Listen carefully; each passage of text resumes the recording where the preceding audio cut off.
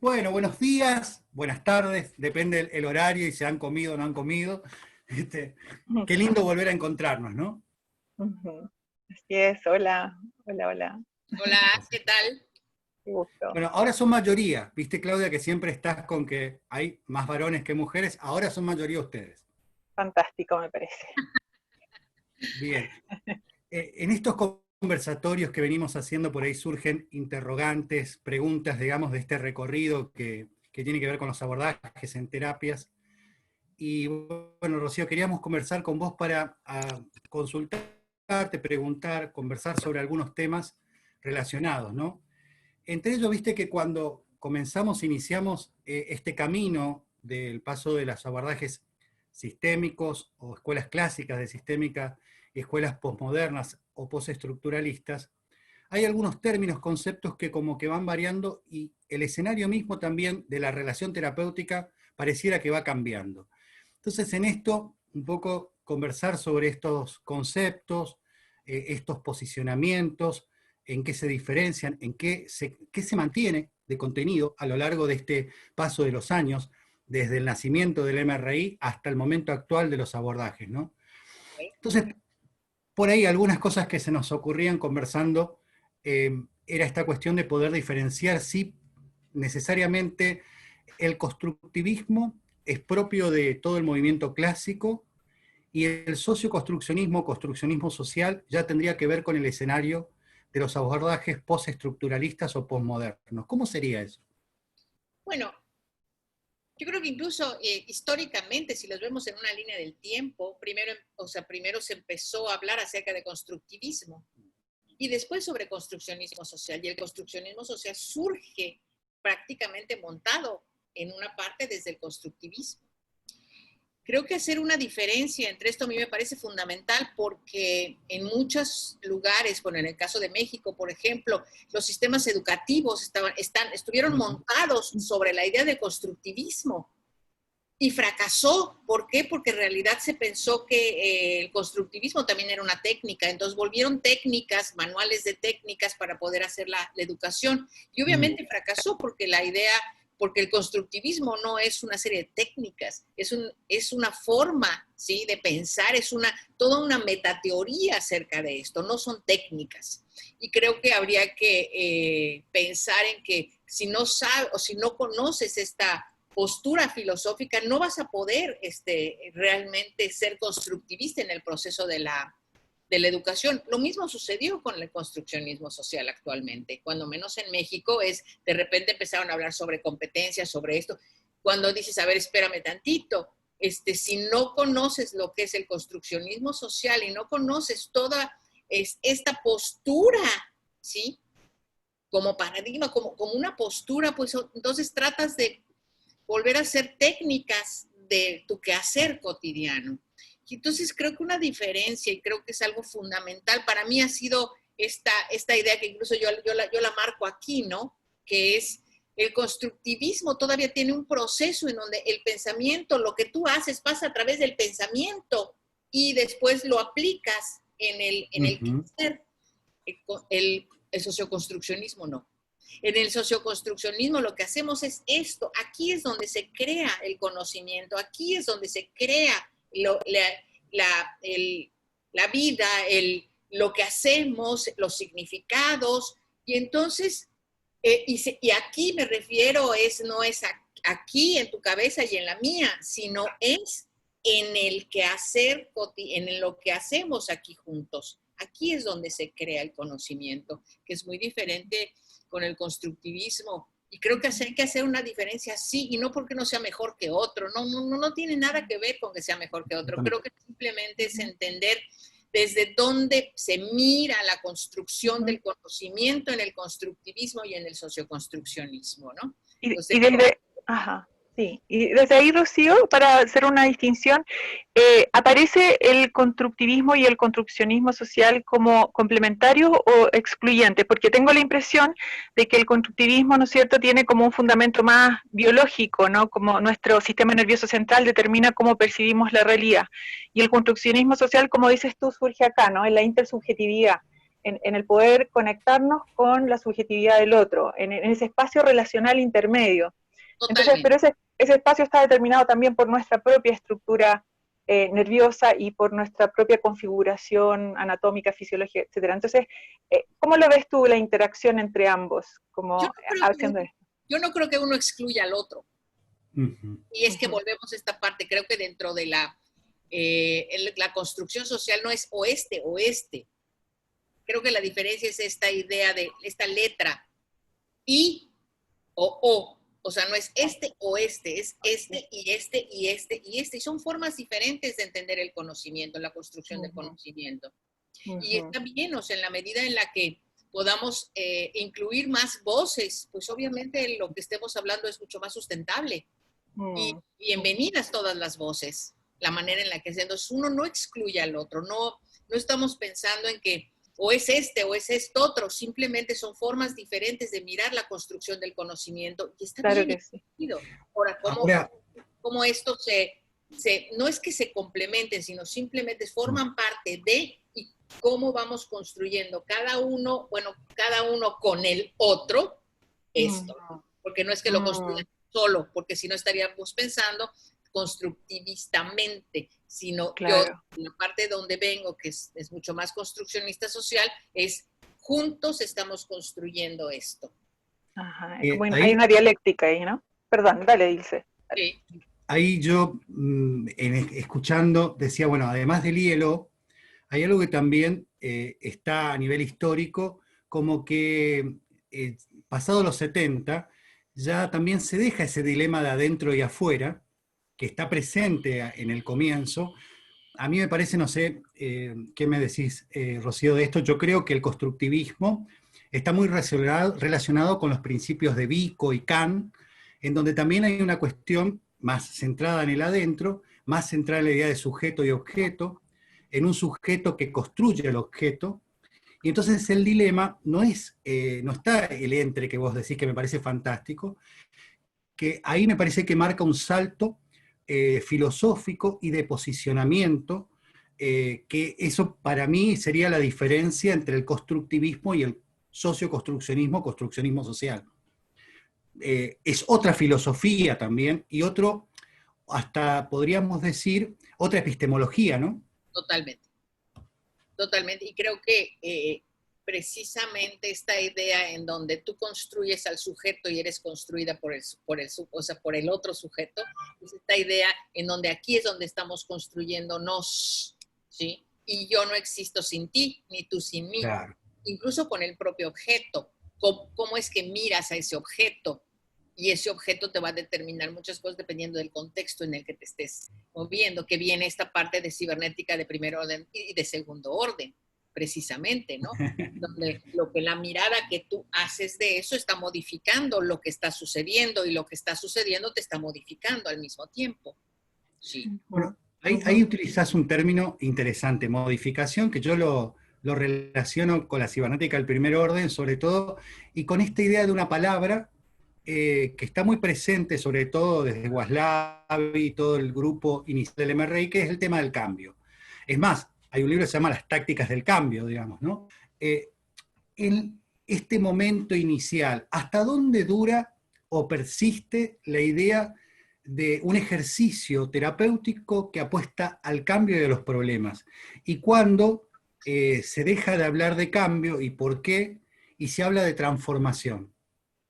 Yo creo que esto viene con todas estas ideas de las terapias posmodernas y dentro de estas todo lo conversacional, lo reflexivo, lo dialógico, en donde tanto Harlene Anderson, Tom Anderson, Jaco Sekula, toda la gente que está trabajando desde lo conversacional y lo dialógico, lo que están planteando es, a ver, no es que pases de aquí para acá, que sería un cambio, sino es una transformación lo que se está dando. Y te sigues transformando desde que asumimos que en la relación nos estamos transformando mutuamente.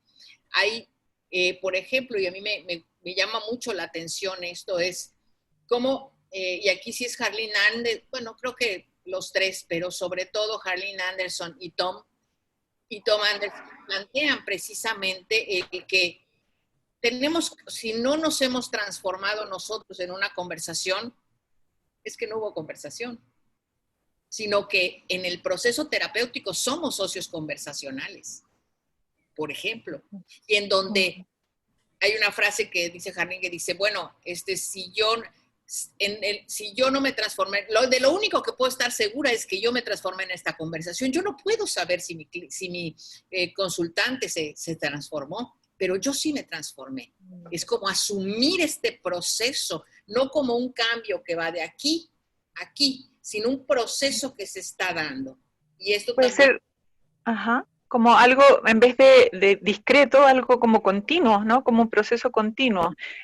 ¿Eso implicaría una diferencia entre cambio y transformación? Como el cambio implica como algo un poco on-off, como más tal vez binario, y esto implica grados, una gradualidad.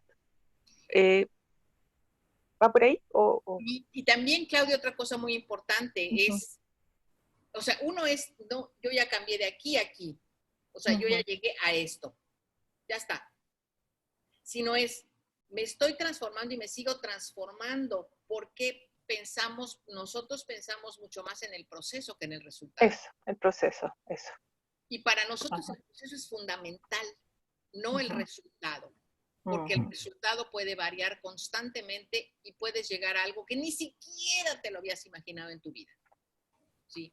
Y que entonces en el proceso terapéutico es muy interesante porque la manera en cómo se va dando en la conversación, en el diálogo, nos vamos transformando juntos en donde empezamos aquí y terminamos no sé en dónde, porque lo más importante dentro del proceso dentro de la conversación terapéutica es el proceso que nos va a llevar a no sé qué lugar. A pesar de que incluso el cliente pueda decir, a mí me gustaría llegar a tal lugar, ok, podemos empezar a trabajar desde ahí, pero muchas veces, a veces el propio cliente o consultante te dice, ¿sabes qué? Yo había pensado en esto, pero en realidad eso no es importante, lo importante ahora es esto. Está bien. Eso interesante. Ni menos. Súper interesante eso, como nos plantea también la mirada de los objetivos terapéuticos, ¿no? Ligándolo con la terapia. ¿Cuál es esa visión de proceso que tenemos que adoptar para poder plantearnos o no plantearnos? No sé, ¿cómo ves de ahí el planteamiento de objetivos terapéuticos a la luz de este cambio constante, procesal, donde hay incertidumbre, hay equipotencialidad, ¿no? Desde lo sistémico. Bueno, de hecho, creo que de las premisas fundamentales en este trabajo es siempre estás en la incertidumbre, porque siempre es el proceso el que te guía. No eres tú, no es el resultado, ni eres tú quien lleva la sesión, sino la lleva el consultante, no tú. Entonces siempre estás a la expectativa y siempre estás en la capacidad de sorprenderte. Y que esa es una maravilla, de que te puedas sorprender constantemente y que puedas decir, es que wow, esto no lo había pensado, ¿y qué piensas tú acerca de esto? Y se va a generar, y se va construyendo, y de repente llegamos a algún lugar en donde ni siquiera nos habíamos imaginado juntos, ¿sí? Y que aquí sí viene otra cosa que para mí es fundamental, que es la postura del terapeuta. Tal cual. Un terapeuta que cree saber a dónde tiene que llegar, ¿sí? Es un terapeuta experto, y está bien. Claro. Pero porque esa es su postura. Desde las prácticas colaborativas y dialógicas, no, porque para nosotros es somos como facilitadores de un proceso conversacional, no de un resultado, o de poder llegar a un resultado. Sí. Pero ahí, Rocío, ahí es como que cae, se decanta todo el contexto filosófico que da nacimiento al MRI. O sea, no hay una filosofía utilitarista, no hay una filosofía pragmática, cae también la idea de eficacia y eficiencia, cae la idea de especialista y aparece otro escenario y otra dinámica relacional. Totalmente. Que tiene que ver... Sí, y ahora, en esto de lo que va cayendo, digamos, esta es la pregunta que por ahí venimos dialogando con Claudia. También en cierta medida no alcanza para abarcar este escenario de las postestructuralistas o postmodernas la cibernética del segundo orden. A mí me parece, no sé, que con todo este relato, es como que la cibernética del segundo orden abre las puertas a lo que después va a ser las postmodernas o postestructuralistas, pero ya no podemos asociar ninguna cibernética a los abordajes propiamente postmodernos o postestructuralistas. No sé qué te parece a vos. Bueno, de hecho se queda esto en lo sistémico. Claro. Y lo sistémico nos da a nosotros que trabajamos desde la mirada postmoderna todo el camino para poder decir, a ver, espérame. Si lo que estoy mirando me está modificando, yo estoy modificando a lo que me está mirando, sí, entonces podemos construir desde ahí. Y no tenemos una postura en donde yo, el experto, puedo tener esta posibilidad de ser neutral, de ser objetivo, o sea, todo esto se cae y se desquebraja para poder, y creo que para poder empezar a mirarnos desde un lugar en donde nos estamos construyendo constantemente, y todo el tiempo, ¿sí? Entonces, yo creo que la cibernética se queda, de primero orden, de segundo, se queda en lo sistémico. Y para mí, como yo te comentaba hace rato, ¿no? Para mí de los elementos fundamentales en esta diferencia entre lo sistémico, ¿sí?, y lo posmoderno o lo conversacional dialógico es la postura del terapeuta. Si el terapeuta parte desde un no saber, no significa ignorancia, sino significa que yo no puedo asumir que lo que estoy mirando es lo que yo creo que estoy mirando, sino cómo estoy construyendo a partir de mí en relación con el otro. Y desde ahí, Rocío, yo ahí tengo una duda con respecto a la cibernética de segundo orden, ya que implica la mirada, el observado, digamos, está determinado por el observador, o sea, soy parte del observado, lo que yo observo me remite a mi propia estructura, a mi propia forma de pensar.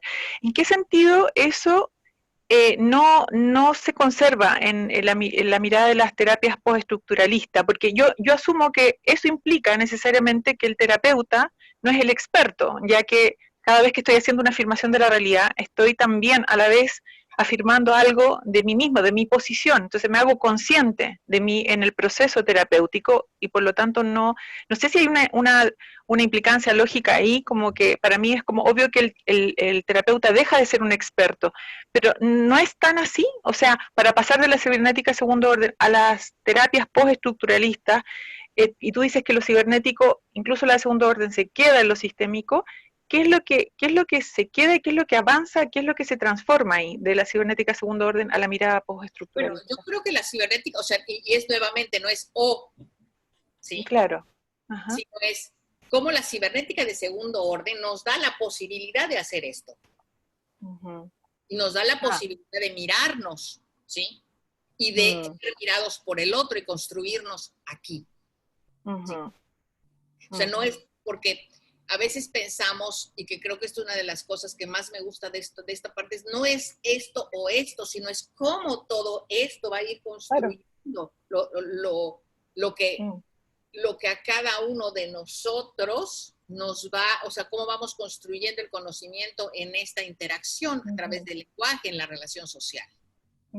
Sí, claro. ¿Y qué agrega el postestructuralismo a la cibernética segundo orden? No sé si está bien hecha la pregunta, pero es como que está la base, ¿no? Es como parte de esta amalgama que se va fundiendo y sobre la cual van surgiendo nuevas ideas y se van transformando.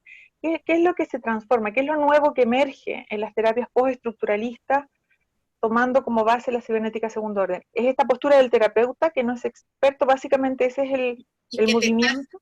Y que te estás mirando, o sea, que te estás construyendo junto con él, junto con el objeto, junto con el sujeto. O sea, ya no es esta mirada donde tú miras y puedes observar desde acá, y toda esta parte de no neutralidad, de la objetividad, en donde tú sabes lo que va a suceder, en donde tú sabes lo que es, sino es toda esta mucho más horizontal la construcción del conocimiento en ese sentido. Y por el otro lado, en las terapias posmodernas, más colaborativas y dialógicas, que en donde en esta construcción, al ser socios conversacionales, nos movemos hacia diferentes lugares y en donde construimos un lenguaje local. Y es un lenguaje local en lo que estamos construyendo nosotros. Nada más. No significa que este lenguaje vaya a ser útil para otra conversación, sino simplemente nos puede ser útil para empezar una conversación y en donde muy probablemente los otros van a ir aportando, ofreciendo su propio conocimiento para ir construyendo algo totalmente diferente y nuevo, ¿no? Ahí yo agrego algo más a la problemática, ¿no? A mí me parece, yo percibo, no sé, que todo lo comunicacional y las teorías de la comunicación queda instalada como modelo de relación en la sistémica clásica. Pero en las posmodernas o postestructuralistas se habla más de lenguaje, ya no se habla tanto de comunicación. Eso es así, es una manera de entender mía, digamos que, pero no encuentro que aparezca la teoría de la comunicación, que aparezca comunicación.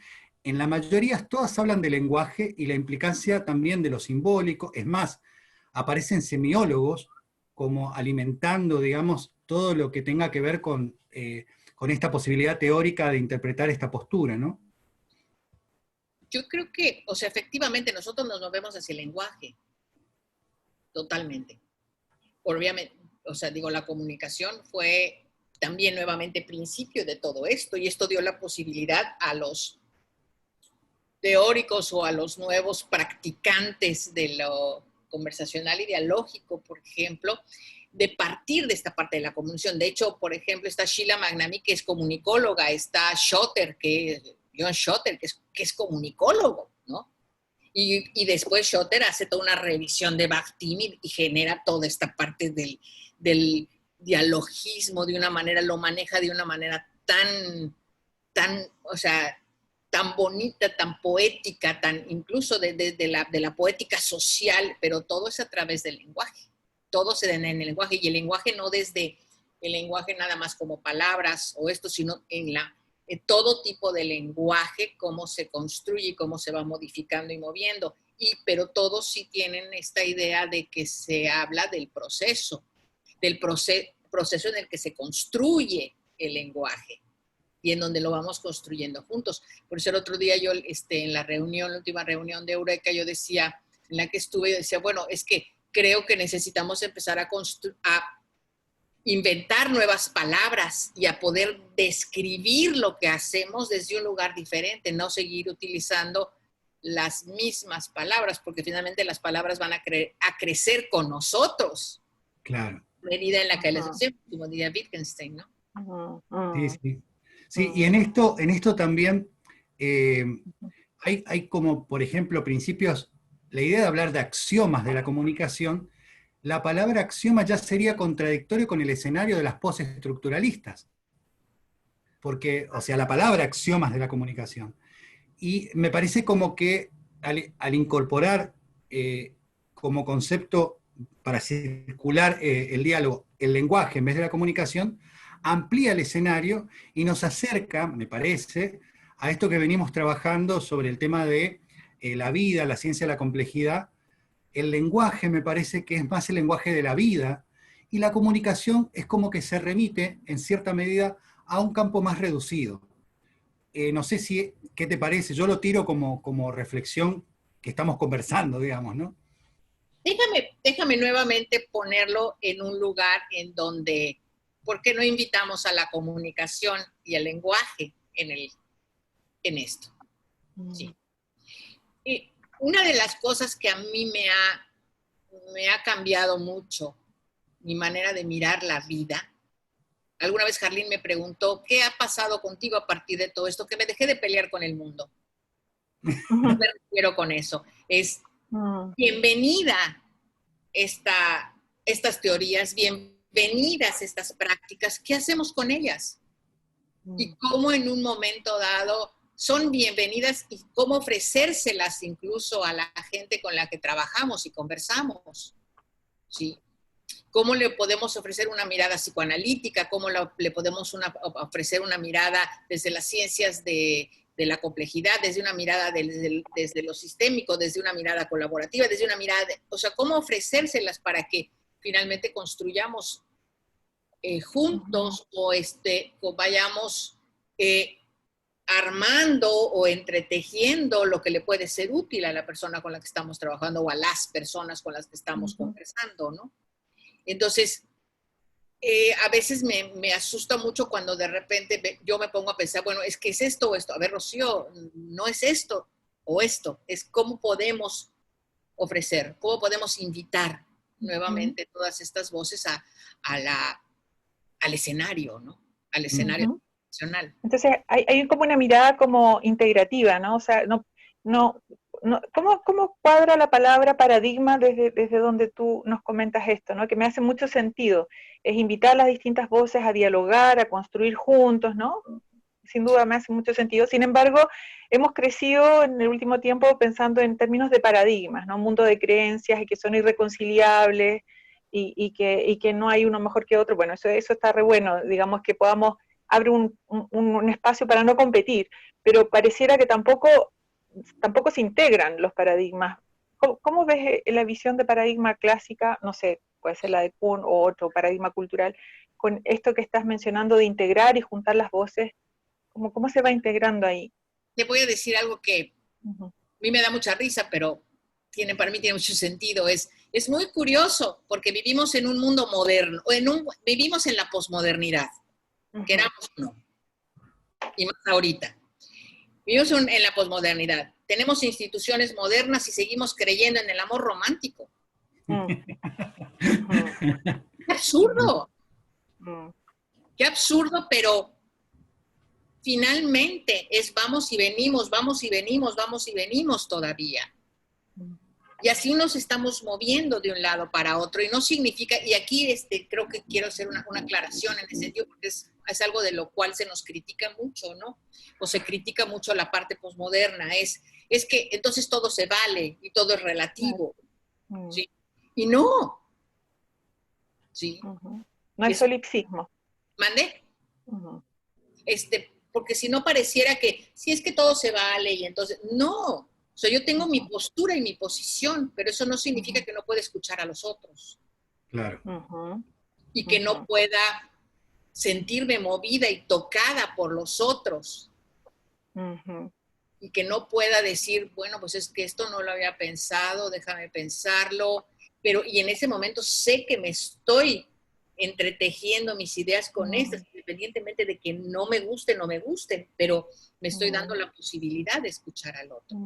Entonces es una invitación a como soltar también como conceptos, teorías, para poder abrirse a, ¿no? Como no quedar prisionero de un concepto. Es como, hay una postura también de una disposición para la conversación, para poder hacer esto. Y tiene que ver con para mí, la postura más importante de Harlene Anderson, y que es su posición política. Para mí la posición política, a pesar de que ella no habla de esto. Y siempre le he dicho, Harlene, habla acerca de tu posición política. Y me dice, no, porque yo no estoy de acuerdo en hablar de esta manera, como si fuera una posición política. Y es una posición política, es que es su postura de no conocer. Claro. Sí. Sí. Entonces, desde ahí es, bueno, a ver, si yo estoy partiendo de que yo no conozco, de not knowing position, yo no sé, ¿sí? Desde ahí me estoy poniendo, uno, mucho más horizontal en la relación con el otro. Dos, el experto es el otro en su vida. Yo soy experta en otras cosas, en qué facilitar un proceso conversacional. Y en mi vida, por supuesto. Pero cómo miro y acepto la sabiduría y la expertez de la vida del otro, como las diferentes teorías, como todo esto. Entonces, ¿cómo mirarte en el otro a partir de lo que te ofrece. Soltar Sí. certeza, y como dice Maturana, esto de la objetividad ha sido clásicamente un argumento para obligar a otro. Justamente esta es la invitación contraria, ¿no? No, Por no se supuesto. trata de obligar y convencer a nadie, sino que de Claro. nutrirme de la mirada del otro. Y bueno, Ahora, dice Saramago, ¿no? Que me encanta lo que dice Saramago, que dice, tratar de convencer al otro de que esta es de que tiene la razón o de que esta es la verdad, es una falta de respeto, pero seguirlo tratando y convenciéndolo es volver a colonizar. totalmente, totalmente. Sí. No, por eso Claro. también decía que en esto que escuchábamos de la postura, que me parece importante, uno hace un ejercicio de la postura, pero a la vez no alcanza, porque si retomo lo que dijiste al principio, si no comenzamos a inventar conceptos, cuando preguntamos desde los conceptos de la ciencia clásica o del escenario mecánico disciplinar, necesariamente quedamos como atrapados a un regreso a la misma cuestión de competencia, la misma cuestión de esa epistemología de la modernidad. O sea que también no solamente tendríamos que trabajar sobre la postura y un posicionamiento ante la vida, sino también de necesariamente, por ejemplo, si preguntamos por el paradigma, a mi parecer, ¿no? Cuando ya preguntamos sobre paradigma ya estamos en el escenario mecánico disciplinar, que es un poco lo que Denis Ramanovich le cuestionaba a Morán, le decía, si le anteponemos la palabra paradigma a complejidad, termina siendo contradictorio, porque es como que traemos la complejidad al escenario mecánico disciplinar. Entonces, sé que es un ejercicio, porque inventar palabras en el escenario nuestro de la psicología y la psiquiatría es delirio. Claro. Sí, claro, Neologismo. El neologismo, por ejemplo. Síntoma psiquiátrico. claro. Que por ejemplo, usted estaba pensando en esto, ¿no? Para mí el trabajo, por ejemplo, con un psiquiatra, un chamán, nosotros le llamamos jmen, un sacerdote, una familia maya parlante, o sea, pudiera parecer una locura. Entonces, ¿cómo generas un espacio dialógico para que esto se dé? Claro. Y este es un artículo que estamos escribiendo ahorita, Papus y yo, para un libro de Jarlín, ¿sí? Donde cómo generas este espacio en posturas aparentemente antagónicas, pero cómo construyes de tal manera que se va dando la interrelación y en donde ninguno tiene la razón. Ahí me recuerda mucho esto que hizo el Dalai Lama, ¿no? Por muchos años de tener más de 30 o 30 reuniones con científicos occidentales, donde estuvo también Francisco Varela participando en esta idea de tender un puente entre Oriente y Occidente, entre dos visiones tan aparentemente distintas, y cómo él hizo este esfuerzo de conectar, ¿no? Como me da la idea eso de facilitador del diálogo, cómo creo condiciones para que se dé este diálogo de intercambiar y nutrirse desde dos mundos aparentemente tan distintos. Y que además, en este caso, bueno, este hombre lo hizo para la humanidad. En mi caso, sí, lo hice para una situación familiar. Sí. Es desafiante, sí, igual, muy desafiante. Pero bueno, no es comparación con lo que claro, hizo Lama, ¿no? Pero es esta parte de cómo generas en un momento dado, porque ese es desde mi punto de vista el trabajo que nosotros hacemos, ¿no?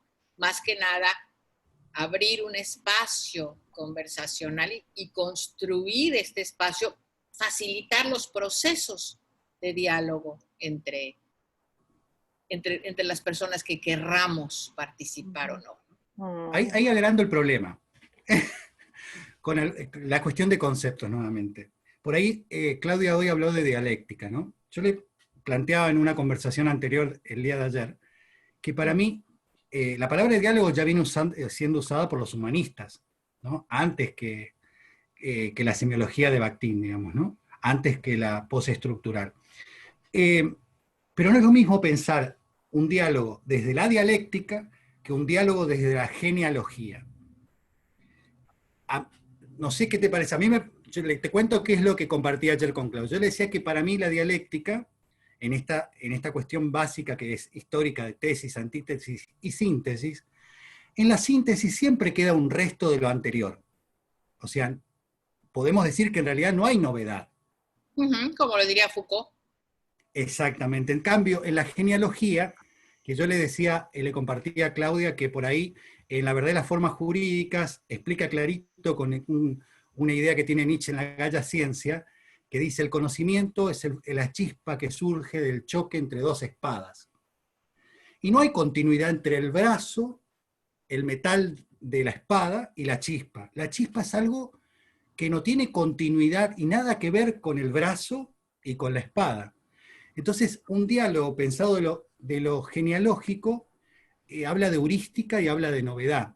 Un diálogo pensado de la dialéctica sigue atrapado en algo de lo que conserva de lo anterior.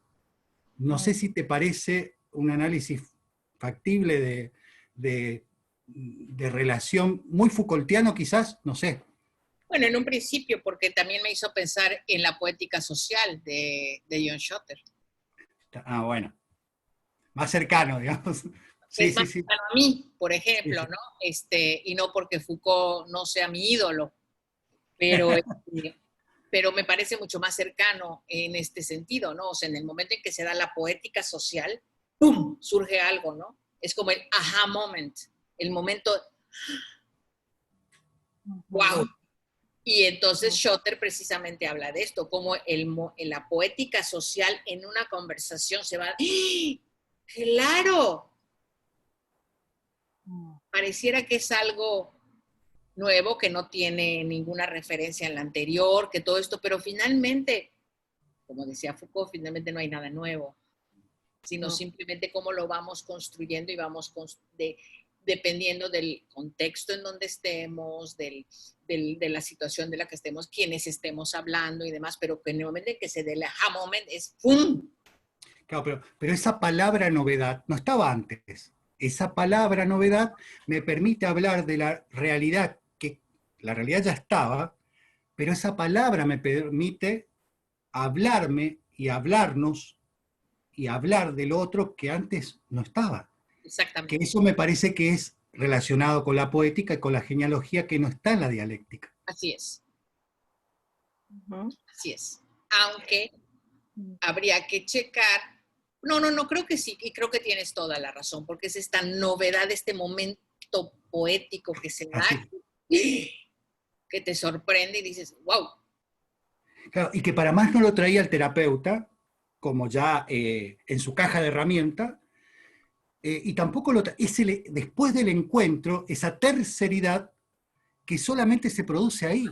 Sí, totalmente. Ese es el momento, para mí ese es el momento poético del que habla Schotter, Klaus Diessler, Sheila, Harlin y todo eso, donde se da ese momento, ¡fum! Y que también tiene que ver con este comienzo que decías vos del entre. También. Están... Eso estaba pensando, ¿no? Porque, o sea, desde mi ignorancia de la poética social, que no conozco, no he indagado en eso, pensaba yo que, o sea, lo veo como que siempre es así, siempre es un momento poético la relación con un otro, siempre surge algo distinto, nunca se repite lo mismo. No sé si esa novedad, como esa discontinuidad con la novedad, como eso que aparece, es algo que es percibido desde como algo novedoso no visto en el minuto, pero en el fondo igual está relacionado es un resto de algo que viene antes, porque nada puede surgir de la nada, o no sé, es como que algo surge de algo, y eso Siempre, novedoso, pero siempre y cuando, Claudia, estés desde esta postura de no conocer. claro, claro. Porque si estás desde esta postura, quieres saber más, quieres saber más, quieres saber más, y no doy por hecho lo que me estás diciendo y que yo ya entendí, porque en el momento, para nosotros, en el momento en el que entiendes, se acabó la conversación. En el momento en el Claro, que entiendes, se limitó la conversación. En el momento en sí, el que sabes, se acabó. sí, totalmente, totalmente. O sea, como dice Maturana nuevamente, ¿no?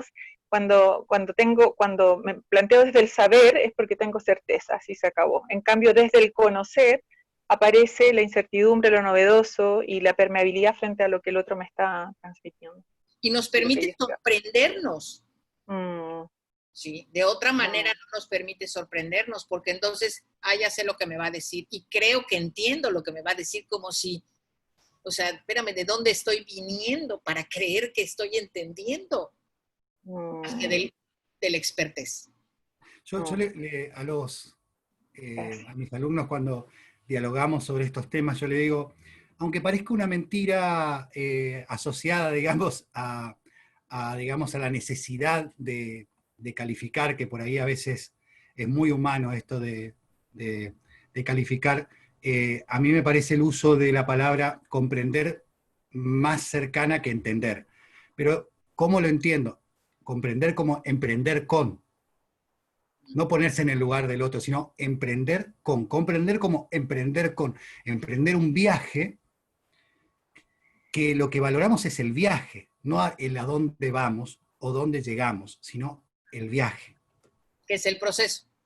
Exacto, volvemos al punto nexo, digamos, que es el proceso. Y acá viene una pregunta que por ahí es obvia, que en esto de las obviedades, que nos fuimos dando cuenta cuando revisamos los títulos de los libros, de todos los abordajes postestructuralistas o postmodernos, no plantean la palabra psicoterapia y plantean la palabra sistémica. Dicen terapia colaborativa conversacional, no dicen psicoterapia sistémica colaborativa. Terapia de equipos, abordajes o terapia de equipos reflexivos, pero no, en algunos casos hasta no aparece la palabra terapia. Terapia narrativa. ¿Por qué se deja de hablar? Es algo que una posición epistemológica, una posición filosófica. ¿Por qué se deja de hablar de psicoterapia y se deja hablar de sistémica? Yo creo que uno es, bueno, como te decía, finalmente todo el enfoque sistémico le da la base a todo lo que son las terapias postmodernas. Sí. Se deja hablar de lo sistémico porque finalmente lo sistémico tiene un orden, tiene tiene esta parte de la idea de, en el caso de las terapias, del terapeuta como el que sabe hacia dónde vamos a llegar. Entonces habría que romper con esto, primeramente. ¿Por qué? Porque el terapeuta no sabe a dónde vamos a llegar dentro de las terapias postmodernas, dentro de las terapias conversacional colaborativas, conversacional dialógicas. Ya no sabemos a dónde vamos a llegar, primero. Y segundo lugar, ¿por qué se quita el término de psicoterapia? Yo creo que tiene que ver con esta idea de que toda la parte de psicodinamia es una manera de entender el mundo muy clara. Y tiene objetivos hacia dónde va, quién es el responsable, quién es todo esto, y todo esto contraviene a lo que se está planteando el día de hoy. Porque si tú planteas, esto es como para partir desde el modelo médico, finalmente. Y la idea es precisamente, el modelo médico es bienvenido, pero es simplemente otro discurso más. Nada más. Sí, y a la vez también en esta postura, lo cierto es que si queremos ser éticamente cercanos a una postura, es hasta la misma postura, es una postura crítica de nuestra postura. Por supuesto. En el momento en el cual dejamos de tener una postura crítica, entramos en el otro escenario.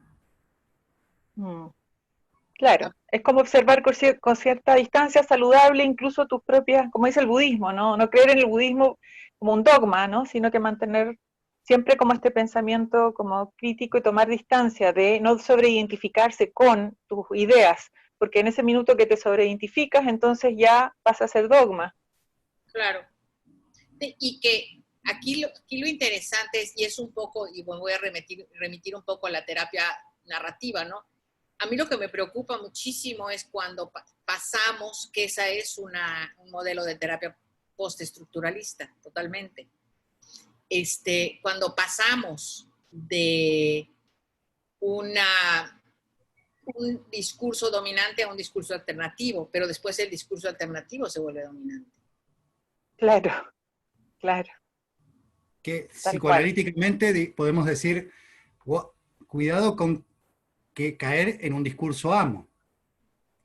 Por ahí cuando señalamos y decimos, nosotros no somos el discurso amo, pero nos ponemos en una posición de ser los que dicen qué es y qué no es un discurso amo, terminamos siendo un discurso amo. Por supuesto. Entonces, eso a mí a veces me preocupa mucho, ¿no? Porque dices, bueno, creo que una de las cosas que a mí en lo personal me ayuda es precisamente estar, uno, muy pendiente de mi postura de no conocer. No. Y dos, esta idea de que la expertez es compartida, cada quien desde su propio lugar, tanto teórica como prácticamente, como desde cualquier punto. Y voy a meterme nada más en una cosa antes de que terminemos, porque tengo una cita a la 1. Sí. Muchos años estuve dentro del movimiento, bueno, dentro del movimiento feminista, del movimiento, o sea, de muchos lugares, y de la no violencia, etcétera, muchos años, y fui bastante radical en muchas cosas. Pero para mí hoy tiene otro sentido completamente. Es el discurso dominante, el discurso alternativo pasó a ser dominante hoy. Entonces, ¿cómo en un momento dado este discurso ya me pesa, y me pesa como si fuera un dolmen que me está, porque si no cumples con esto, entonces es que no eres una buena, una persona? Y lo mismo con los derechos humanos. Que es el aporte de Freire, ¿no? Que nos advertía, cuidado de que no lleguemos a ser, al final, cambiemos solamente de lugares, pero que siga existiendo la temática del oprimido, digamos, ¿no? Y entonces aquí es donde digo, bueno, ¿cómo le hacemos? Y creo que por eso es, a ver, mi postura es esta hoy, pero la tuya me está alimentando y no sé por dónde me vaya a llevar, porque obviamente estamos construyendo con el otro. Ni para el otro, ni por el otro, ni acerca del otro, sino con el otro. Y entonces desde ahí está la posibilidad de que emerja como alternativa al discurso dominante un alternativo, siempre y cuando sepamos que este va a volver a transformarse en otro y va a continuar el proceso. No es eso, es aceptar esa idea de cambio. Ahí viene justamente, perdón, ahí viene, me calza justo, esa es la diferencia. Si seguimos hablando de cambio, si seguimos hablando de cibernética, lo único que cambian son los rostros, pero la dinámica sigue siendo la misma. Cuando hablamos de transformación pasa otra cosa. Totalmente. Por eso no hablamos de cambio. Perdón, me metí, ya estoy... Está bien. Y ya estamos más o menos en el tiempo, Ilse, yo creo que podríamos ir cerrando para respetar el tiempo ahí de Rocío. En esto que decía, solamente cierro con un aporte de Laín Entralgo, que a mí me encanta, hay un libro que se llama La realidad del otro, que es fantástico, de Laín Entralgo, un filósofo y médico español, que dice, la diferencia no solamente es salud espiritual, sino salud psíquica, ¿no? La diferencia, aceptar al otro como un diferente y siempre dialogar con la diferencia, ¿no? Cuando ya queremos dialogar con el semejante, desaparece la posibilidad de lo nuevo. Totalmente. Gracias a las dos, como siempre me encanta compartir estos espacios, y bueno, espero que sea también alimento para otras personas que nos escuchen, y bueno, y de ahí en más las preguntas que surjan, por ahí después continuamos. Quedaron muchas cosas en el tintero, te aseguro, porque iban surgiendo preguntas, pero respeté el hilo de lo que habíamos pensado antes como preguntas, pero hay muchas más que han surgido. Así que te agradezco, Rocío, por este tiempo, y gracias, Claudia, también por estar presente. Muchas gracias a ti, Ilse y Rocío, por este espacio de transformación. Gracias. Gracias a todos. Nos vemos. Un abrazo. Chao. Chao, chao.